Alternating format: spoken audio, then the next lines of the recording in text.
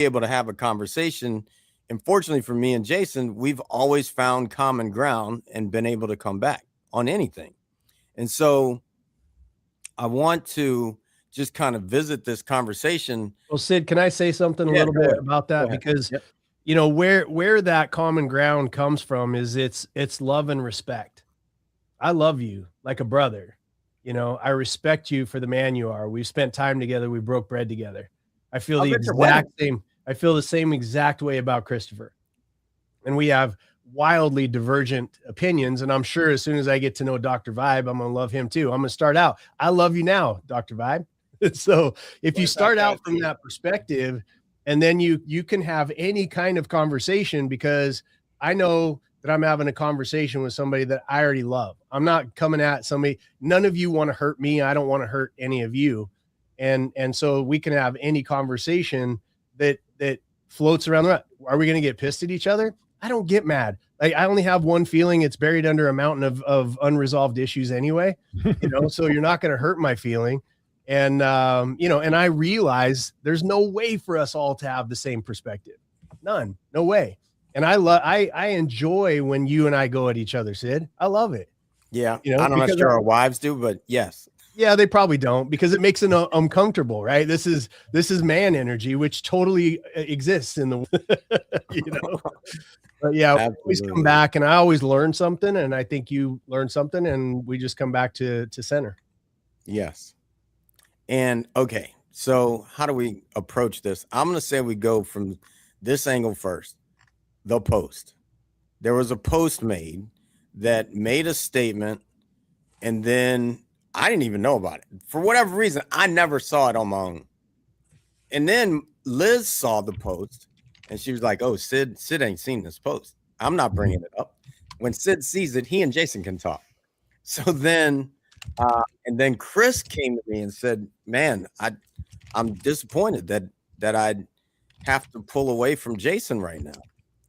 And I was like, all right, I'm not sure why, because me and Jason, cool. We were just on the phone a couple of days ago. And then the post came, and I was like, all right, well, I'm just going to circle back to Jason straight up, because I feel like that for me, when I first got introduced to this concept with Lululemon, no gossip. That is a Lululemon flatline.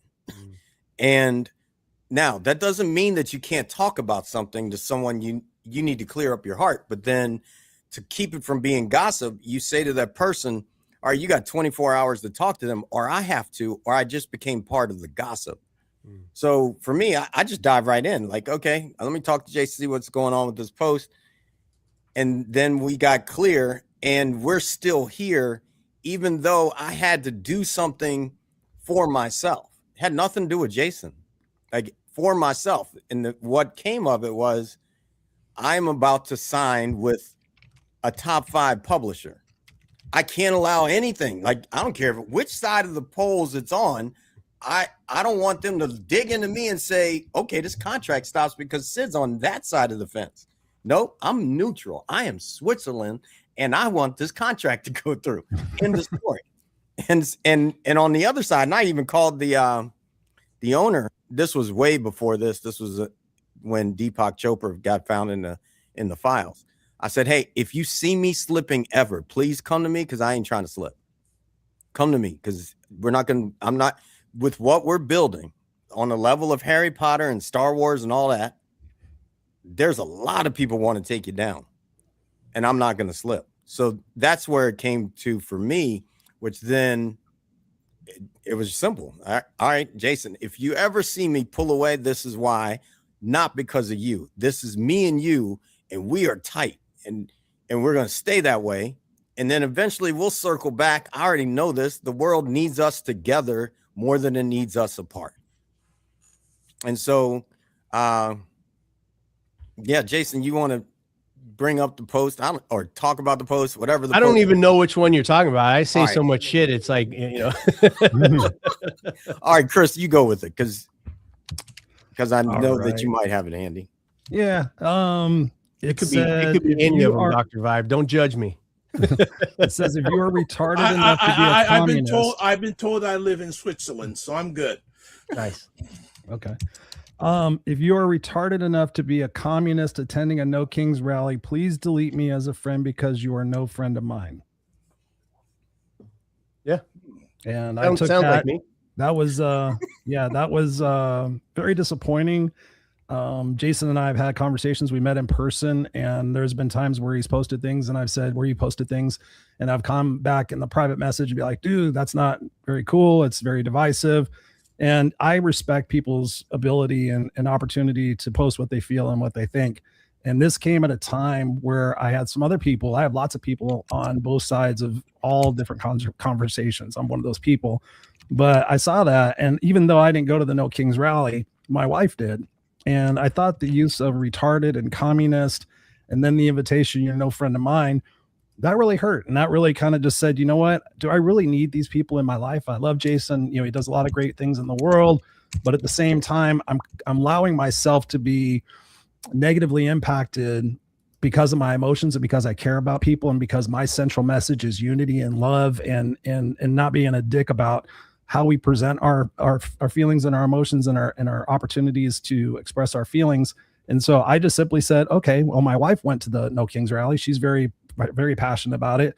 And I took it to mean quite literally, like, okay, delete me as a friend.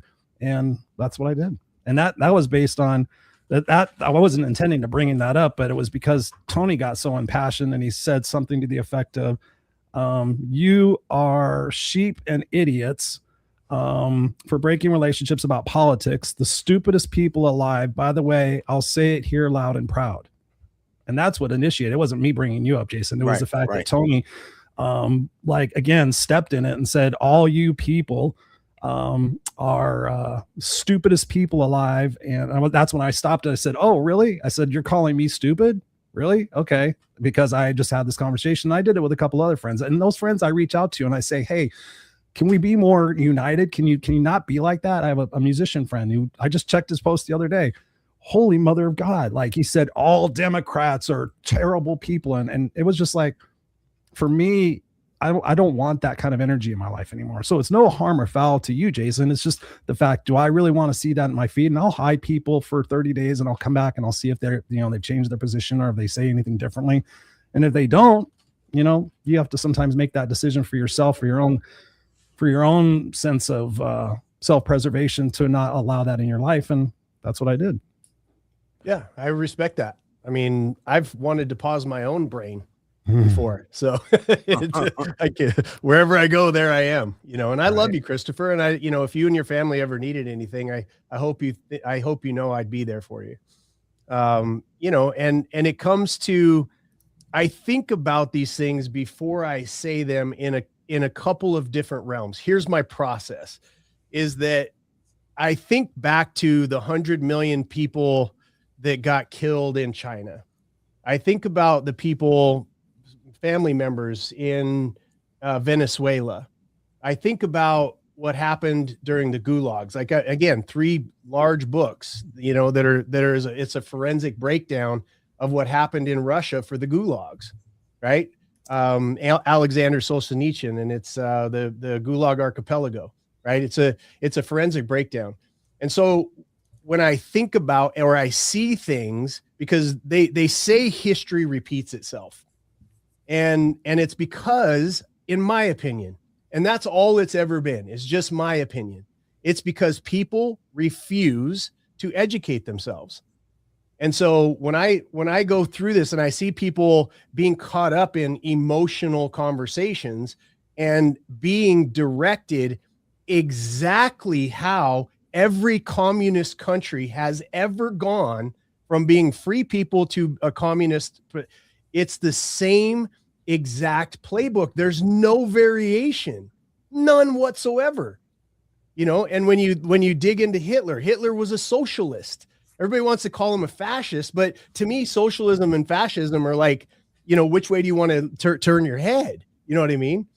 And so when I say things like this, I see a direct threat to not just me. Again, I appreciate you, Chris, for saying the kind words. I don't look at a perspective of how Jason views the world, because I rescue kids. You know, I do a lot of work, you know, in domestic violence. I feed people all around the world. You know, I've been somebody who doesn't talk. I've been somebody who's walked with my life on the line. And so when I look at this stuff, I look at a huge amount of people going towards feelings and following the playbook that leads to death and destruction and starvation and rape and children being abused just like they are while we're on this screen right now. There's kids being sold for sex, right? And so I see that, and then I watch a party, okay? A party, not everybody. Your wife is brilliant. You know, she's not retarded. I say retarded not to say somebody's actually retarded. I say to most people, have you thought it through? You know, have you thought it all the way through to say you're a party who basically took Kamala Harris and forget the name. I hate both parties, by the way. So everybody's clear. I think that our government is completely broken on both sides of the equation. Agreed. But at the end of the day, I see that and I go, you guys literally put a kingship. You took Biden off the table. And I'm like, Biden ran his race. He got the votes that he got. He should be the ones, you know, in the place. I didn't like him. I didn't agree with a lot of stuff he was doing, but literally plucked him out and put her in. There's no more kingship action than that. Right. So that's where that comment came from. I'm not somebody who really cares what anybody thinks about me. I do the best that I can to bring, when I find somebody that I love, and Christopher, I love your heart. There's nothing, you could pause me, delete me. You could call me an MFer behind my back. I don't care. I know your heart. Thank you. And so, you know, when I post those kinds of things, there's also 100 other things that I posted in there about rescuing kids and doing all the other stuff that gets no attention because, you know, people want to be divisive. I'm very passionate about this country of mine, which is why I supported Sid. Right. I'm very passionate about this country remaining free because in a lot of aspects, we are the last bastion to protect the vulnerable in the world. I watched it happen in Venezuela. Those people cheered us. I watched it happen in Iran. I've got Iranian and Venezuelan friends that are so happy that we've done what we've done, you know, and that's kind of the good side of America where I go, do I want an interventionist war? No. Do I want this? Do I want? No, I don't want that stuff. But if I can step in to save or not save, but protect, that's what I'm going to do. And I don't care about politics. And so I just wish more people could do their research and really understand that if it feels good, it's probably going to take your freedom away from you. That's kind of my explanation of it. And again, brother, like I said, I would be there in a heartbeat if you and your family, your wife, your kids needed anything. Thank you. I believe you. Especially that cat. Yeah. Let me. I got my dog real poking my quick. cat right now. And then I'm gonna go to Dr. Vibe and a couple things that came up. And there's a question that's in the chat. And Jason, you kind of answered part of what you do because I know what you do. So the question was, what are each of you doing to create change? And we'll get to that in a moment. But first, I wanted to, as we're sitting here talking, what I will say, because this is the beginning of the men's circle where we'll eventually, I'm going to move it back to November where we will have a men's gathering. And I'm moving it so that I can get all you all here to make sure that happens. And where we have a men's gathering. And what I will say, the first and foremost, if people are watching, this is what conflict looks like on a higher level. Everyone listened to Chris. Everyone listened to Jason. Was it 100% in agreement? No. But did they come into a place of a deeper understanding of each other? I hope so. And I think so that both of them did that. The second thing I'll say that came up, feelings. Your feelings are your own and no one can make you feel a damn thing. Period. Exclamation point. There are things that happen that you will have a feeling based on something. I was at peace with Jason, like 100%. For me, when I saw that, I was like, well, one, I ain't been to a No Kings rally. Can't be talking to me. Two, I don't claim retarded. Do I do some things that Liz might say, oh, because the definition of retarded. Now, I don't use that word because there are people that I already know are triggered by that word. So you won't see that from me because I know that people don't know that the feelings are their own. So I don't do that. I've learned over time to keep moving these things out that people are reactive about and find a different way to deliver it so they can hear me without their reactions of their own feelings involved in my words. So that's my level of peace, and that's okay.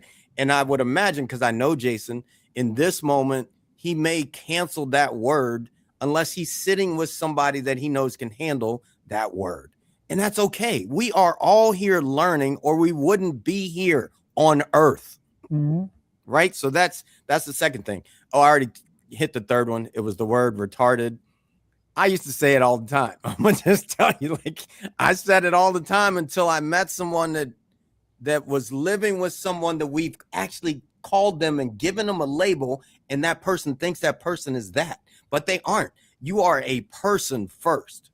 You may be a person, a kid with autism. You are not an autistic kid.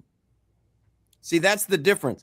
I don't get hung up on the label, so it doesn't bother me. It's not my feeling anymore. I'm not sitting here in a place that I get triggered. If you are messable with, and especially if you're messable with and you are a coach of other people, clean up your shit.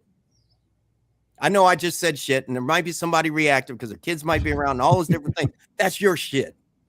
I don't usually curse, but today I'm letting it fly because you need to know that you need to be unmessable with. Yeah. Because the world will take you out all the time. The world ain't set especially up. men. The world ain't set up to be nice. Like, and if a word can trigger you, there's some strength you need to build, right? Especially only if you're going to want to be a leader or whatnot. I mean, you can feel however you want to feel, to your point, but you know, I'm just telling you, if I had to react to every single thing that I had people wanting me dead. I've gone up against the cartel, beheading videos sent to me because we're breaking into the, breaking up their sex rings and their money from selling these kids, and the Bloods, the Crips, like they're all I bet you're not going to hurt my feelings, because love is sacrificial. Love is sacrificial. And so a word can't come at me that's going to hurt my feelings. That's going to take me out one way or the other, because I know who needs me to be in. All right, Dr. Vibe, what you got? I don't know where you want me to jump in However on all you this, wanna because there's jump in. just so Jump much in the been deep flying. end. Okay, I'll jump in the deep end. Well, first I want to compliment Jason and Christopher for how they handled a disagreement.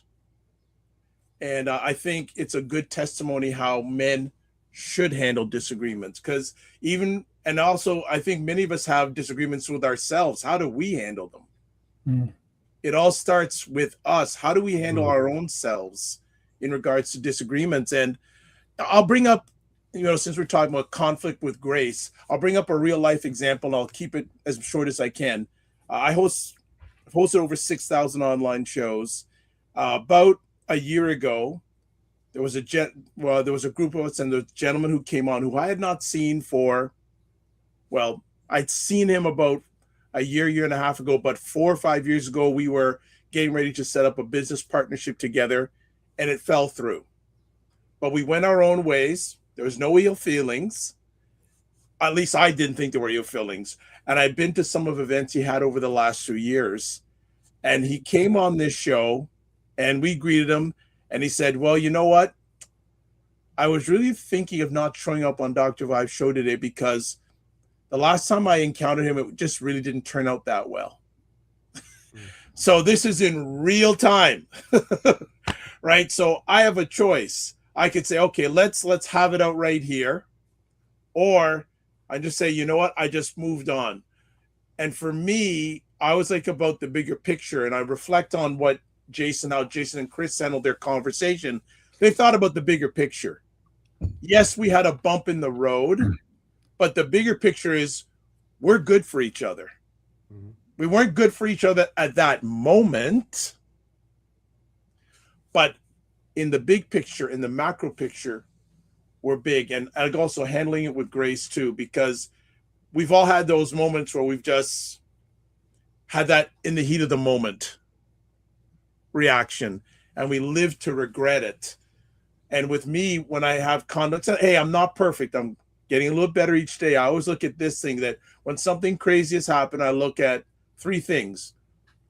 What happened? Why did it happen? And what's the next best thing to do? Not the next thing to do, the next best thing to do. So I'll just land right there for now.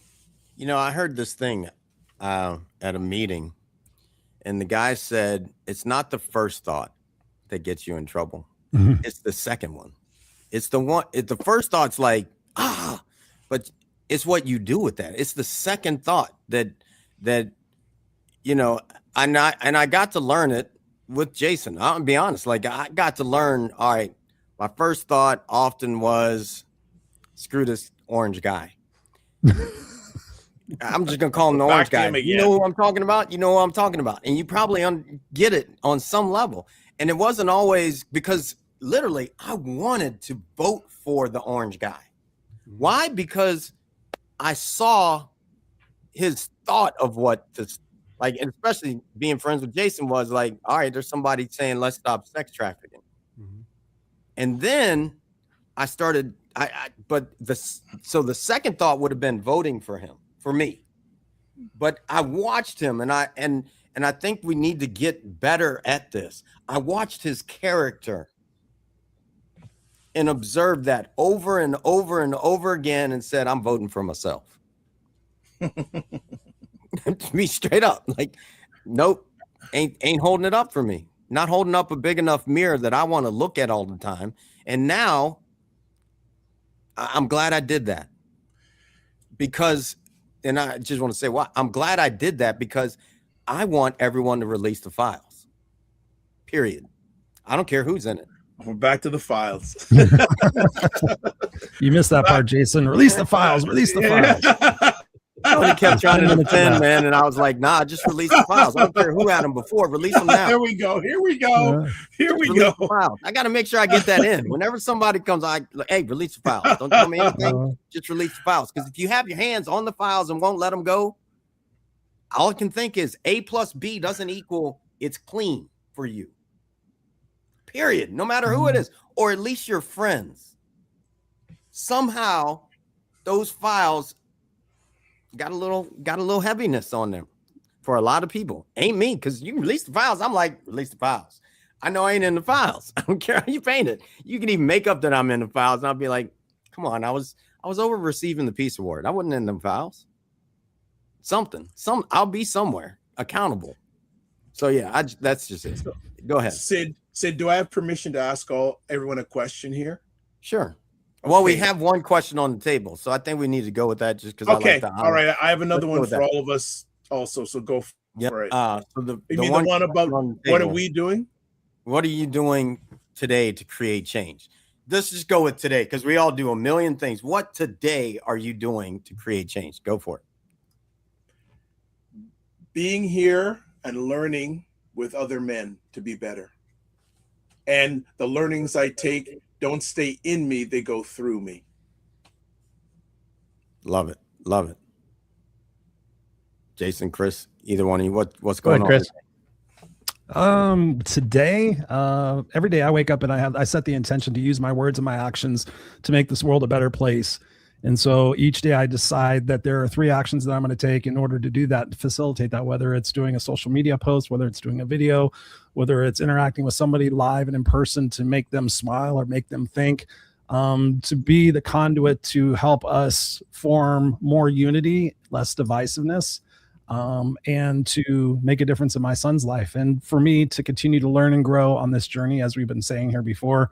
So that's what I'm doing is constantly thinking about how can I make this world just a little bit better in the moment that I'm in order for that to create a ripple for other people to experience that. And then when people have those experiences, I just ask them to pay it forward. And so my hope and my goal is that I could get everybody in the world to do one nice thing for somebody else and have that become a stepping stone for more community and more unitedness rather than the dividedness, because at the end of the day, when we try to divide what's going on, that creates a lot of hurt and a lot of pain for people. And like Jason said, I wear my heart on my sleeve. I love humanity. I know people from all over the world and all different backgrounds and things of that nature. And I see a lot of people hurting. So whatever I can do to make people not hurt and make people feel better, that's always my intention and my goal every single day. So much so that when I go to sleep at night, I review my day and I think, what am I most proud of today? Did I live my legacy to be able to make this world a better place for who I am and what I do? Did I fight for what's right and what's fair? And so that's really the ripple that I send out every single day. And I'm proud to say that 99% of the days I achieve that. Awesome. Go ahead, Jay. I do a lot of stuff, but at the end of the day, I think that two things. I fight bullies in any way that or shape that I find them. And I find that the people whose feelings get the hurt the most and the easiest are the biggest bullies. And I've also worked really hard to bring the like even that statement. I have no regret, just so everybody understands. I have no regret about that post. I'm not taking that post down. There's probably a time when I'm going to post something like that again in the future. But it's a pointed place of putting information out that immediately to me separates victims from false victims. That's one of our biggest issues that we have in this country right now is who is a victim. Is a victim somebody who gets called the wrong gender? Does it hurt their feelings? Do we want to do that on purpose? No. But is that person a victim? I work with victims, women, and I know my numbers, right? There's 10 million children being trafficked for sex or labor in this world. 10 million. It takes $3,400 per child to rescue them on average. Every 11 minutes, a woman's being beaten in her own home, right? Every 4 seconds, somebody dies of starvation in this world. Victimhood is when someone takes something away from you that you no longer have control over. A child that is being raped is a victim. A woman who's being abused in her own home. And I get a lot of people, they could choose to leave. Look, I grew up with a mom that got beat, right? She tried to leave. He'd hold the family at gunpoint. He'd beat the shit out of me. He'd kidnap one of us. He'd hold my grandmother at gunpoint until she'd come back. And then, when you look at the very basic, we have enough food on this earth to feed everybody. That's a control and a distribution problem. And so those people, they're not choosing to live in the country that they're living in, on the block that they're living in. They're not choosing. There's a selfishness or a lack of attention to actual victims. And people who get upset over being called a name or being, all these other things, what they're doing is they're being extraordinarily selfish in their own mind. Everybody's got problems. Everybody's got problems. Everybody's got issues to deal with. But to call yourself a victim because somebody said something to you wrong or whatever, if somebody hasn't taken your capacity to act as a free will, you're not actually a victim. You're somebody who maybe needs to build up their strength. Maybe you need some advocacy. Maybe you need some advocates, right? Maybe you need to overcome some of that. And so, all of the stuff that I do, including, my big fight right now is I'm going up against the government that we have on both sides from an economic perspective. Because anytime you look at somebody losing their freedom, this is why I fight back against all of the aspects, all of the concepts that have to do with communism, is because where they start first is at the decentralized finance, right? They take that away. Now you have to work for a corrupt government, or you have to beg from a corrupt government, or you have to go to work for a large multinational that is in league with that corrupt government. And starts taking away the ability. If Dr. Vibe wants to start up a business today, he can go start his own business. He can overcome his own demons. He can come over it. Not that he has any, but you have to fight. You have to overcome those things to be of value to the world, to a place where you'll get a paycheck, right? To where they'll pay you for your product and or service. That's decentralized power. And every country has forgotten that, who has ever fallen by the wayside. And so I'm fight. That's the fight. I'm putting together a $2 billion fund, and I'm developing one of the first of its kind unions for small and mid-sized business owners in this country. Because if we lose that, we lose freedom. So that's something I'm doing. Phone rings, I'll be on a rescue. I'm doing all those things all the time. But that's something I'm actively doing. Reputation, money, time, risk, all the other stuff that I'm putting in. That's something I'm physically doing to maintain the right for everybody, Democrat, Republican, black, gay, straight, everybody to be able to maintain their freedom through the financial perspective. All right, I'm going to answer it from a straight up right here. What am I doing today? Because we take too long for me to go through all the things that I do on a bigger level. Today, my son got his car totaled. He lives in Orlando. And because his car totaled, he lost his job. So I found him a job, helped him find a job at Viore. Glad they did. Brought him in, and they wanted him to train here in Jacksonville. He doesn't live here. I went and picked him up on Sunday, yesterday, and the day before. I drove him to work. I will pick him up. You want to know what I'm doing? I'm doing everything I can to make sure that my family's taken care of and everybody else that's within reach of me. Period. If you don't know what I'm doing, I get it. There's people that we're on YouTube, we're on Instagram, we're on Facebook. There's people that don't know what I do. If you really want to know, go to SydMcNary.com and you will find the 12 books. And I'm writing with my writer today to write the 13th book. We're finishing the 13th book, so that it impacts the world differently than the garbage that keeps getting put in people's brains. So what else am I doing today? I already taught a yoga class, at 10 o'clock. It was great. Love the people that showed up. Most importantly, Jason will probably like this one. Most importantly, I'm doing 52 days of Jesus. On Sunday, I'm going to get baptized. So rebaptized, just because it's time for me to step into this game a little differently. And I need support for what I'm doing. I need support. And it's something bigger than even all the people here that it will work through to support what we're doing. But that's what I'm doing, like, constantly. And also, I'd have to say one of the main things is I always make my wife smile. So how I live every day is how much I impact the world. I know that. That's why I can be recognized by people I don't know to fall into it. So thank you for that question. Dr. Vibe, you had a question. Go for it. Because we got. Well, I think if I give this question, it take us right to the top of the hour, but I'm going to ask it anyways. I'm going to ask each one of us, how has being socialized as a man made certain conflict habits hard to change? And what helped you unlearn them?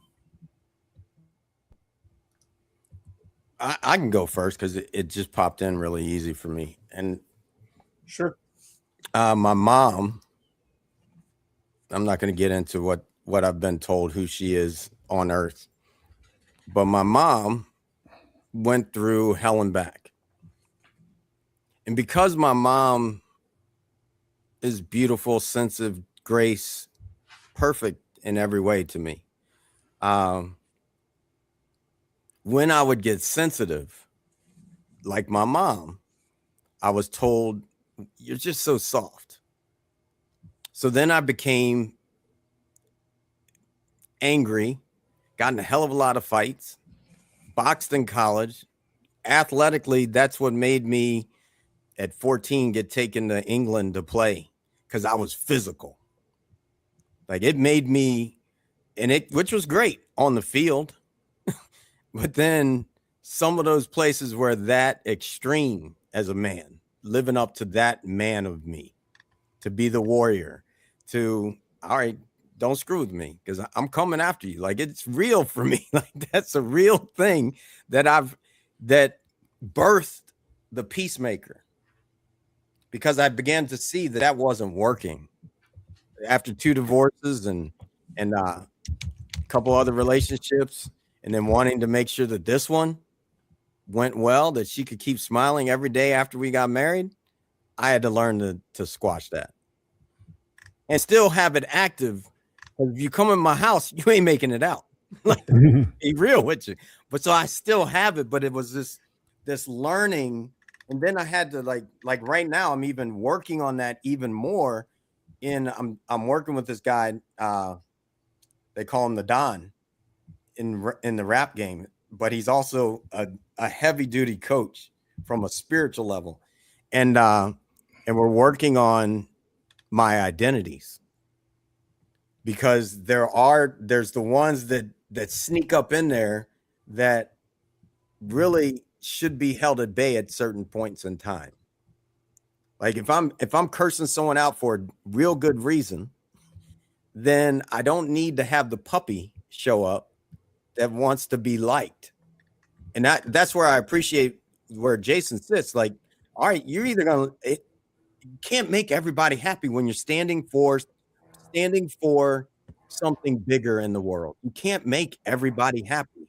We had two planes of how people voted for the presidency, almost split in half. So you can't make everybody happy, but you have to stand somewhere, and that's just where it is. Jesus, 2 divorces. That's because you ain't ever been married to yourself. All right, I'm gonna pass it at that. So yeah, anybody go for it. Thanks for that question, Doc. Dr. Vibe, can you repeat the question one more time? I want to make sure I understand. Absolutely, no problem. The question is, how has being socialized as a man made certain conflict habits hard to change, and what helped you unlearn them? That's an interesting question for me, because I was raised by my mom. I didn't really have any male influences in my life at all. So I got to see things a lot from the female perspective, and I've never been a big fan of labels. When you label something, you put it into a box. And so I've looked at things in terms of being a person, being a human being, and conflict resolution and things of that nature. I learned early on, because my mother always had to be right. She was very condescending, very attacking, threatening, just not in a positive way. So from a very early age, I read books like How to Win Friends and Influence People. So it became very much a passion of mine to seek first to understand and then to be understood. And so in terms of conflict resolution, I think in my personal, my professional life, it's been really to understand what is at the root of the situation that perhaps we're having a disagreement about, and then being able to look at it in terms of what possibly I can do to adjust my perspective on that, to see their point of view, not necessarily agree, but to understand and see their point of view. And that's something I pride myself on being able to do. But as far as like a stereotypical man and the things that come with that, I don't see that a lot in myself. I see myself as a person who really tries to come through life through the lens of love, through the lens of understanding, empathy, and in points, I guess, if you want to stereotype it as a man, getting frustrated or get aggravated or feeling violent or things of that nature. At that point, I just ask myself, what am I making this to mean about me? So I think because of all the work I've done on myself, both in therapy and workshops and coaches and self-development books and all the different things I've really dedicated my life to, that I've found that that's one of my strengths, is being able to not react as one would be for a stereotypical man, or what sometimes would be conditioned in us as men from our father figures or other male role models, because I didn't have that really growing up in my life. And in some ways, I wish I had that in my life, because in some points, I didn't do a great job at defending myself, right? Or I might have been too soft in a situation or allowed people to take advantage of me.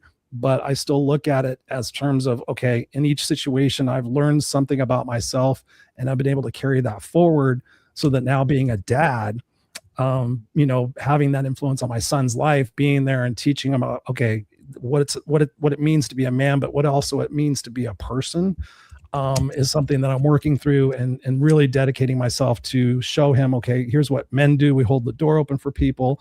We take responsibility for people who are less able to defend or take care of themselves, things of that nature. But it's constantly a work in process. But I'm grateful for the situations that I've had in my life, because they have allowed me to diffuse a lot of situations that could have gone in a very explosive manner, both things that I was involved in or things that I was a witness to.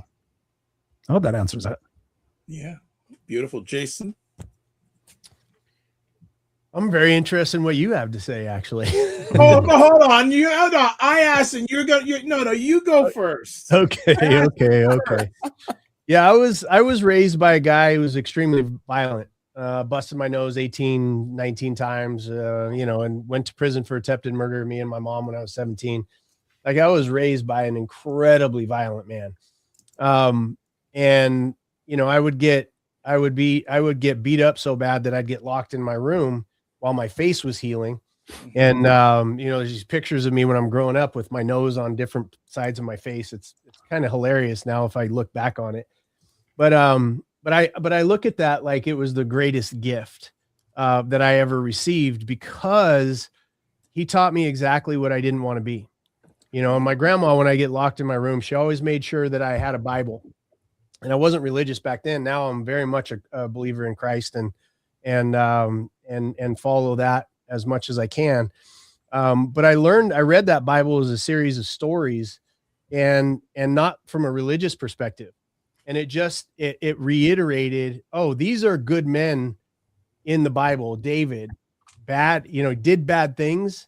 Ultimately, he defeated a Goliath and then became a bad person and, did bad things and then came back to the grace of God. Like it was all in there, those stories about men, and it left open the one door that we all need, which is the word grace. Because all of us are going to fall short. All of us, we're going to fall short. And so we look to our lives. Is it the fruits of the Spirit, which number one is love, and love is an action. Love is when you all of us men on this screen can look back at a time in our life when somebody loved us so much that it hurt us. It felt bad in the moment. There was correction involved. Right. And that's where love, I think we misinterpret that. Oh, free love. Everybody's happy all the time. No, love can be, Sid calling me up and going, hey, Jason, straighten your shit out on this, 'cause it's not lining up with who you are. And I go, that doesn't feel very good, but I know Sid loves me. And so let me look at that perspective. If I don't respect somebody, I'm not going to even care. Like, I get that online all the time. I don't care what you think of you. You don't know me, So, and then the second one is joy, right? Am I demonstrating joy in my life, or am I constantly stressed out and taking it out on my wife and on my kids? Joy takes a lot of masculine energy to embody all day, every day. That's my home. Obviously I get pissed. Obviously I get sad, obviously. But then the third one of the fruits of the Spirit is peace, which Sid has been a fantastic teacher of. It's not something I ever sought out. And even he and I had that conversation. He's like, whoa, how do you do peace? I don't freaking know. It's not something I even care about. Right. Yeah. The first time Jason said to me, hey man, I love you, man. Seem like we're the same, man. Iron sharpens iron. We're both warriors, but I don't get down with this peace thing. That's it. Cause I'm like thinking, and now I understand a different version of that because of our discussions back and forth. I was like, I don't care about peace, because I don't care when we're going through a door with bulletproof vests on and all the stuff that we got to do. I am not thinking peace. I am thinking our team needs to get home safe. We need to go get that child. And I don't really care what happens to the people on the other side of that. Now, after we get done with that, now you can demonstrate that and do other things, but it wasn't a thing. So anyway, to cut this really short, Dr. Vibe, what I do now is I do my best to ease suffering, and in easing suffering, that's standing up wherever I possibly can, at the detriment, because ultimately I want to get to the pearly gates and hear, well done. That's my ultimate goal. And then while I'm here, I want my children to have a father that they can respect, and a wife who knows that she is number one to me on this plane of existence. And, and that's what Sid and I have deeply in common is how we treat our wives, I think. Absolutely. Well, we got to cut it because Sid, you got to go at the top of the hour. I just told him 5 because I want to hear what you got to say. Oh, geez, so bad. There you go. You're not getting out of this. You're not getting out of this. Nice move. Okay. Well, for myself, answering this question, I was socialized by a very strong dad. But the thing is, his model of strength raising me was do what you're told, don't question. And growing up into manhood, there was a point I had to learn that I had to stand for myself and I had to express conflict. And one of the conflicts I had when I was growing up was my dad used to give me the belt when I didn't do right. And it really burned. It was conflicting me. It was hindering me growing as a man, as a human being. And one day I just said, you know what? I'm just going to approach him. And whatever happens, happens. I don't know the way he was going to react. So there he was in his bedroom. He loves his music. He had speakers underneath his bed. I wasn't conceived that way, by the way. And I said, Dad, look, I'm always gonna love you, but when you gave me the belt, it really hurt me. And I just want you to hear that. And he said, you know, son, that's the only way I knew. That's the way I was raised. That's the only thing I knew. So that was the first moment for me to speak up for myself, especially when there's injustice. But as I've learned as a man, I choose my battles, right? Because one of the things I always say is don't just manage your time, manage your energy, and remember to give yourself grace. So conflict, there's some conflicts I stay away from because it's not worth my energy. I love it. I love it. So I leave it at that. Awesome. Release the files. I told Sid he's got to do a song about release the files.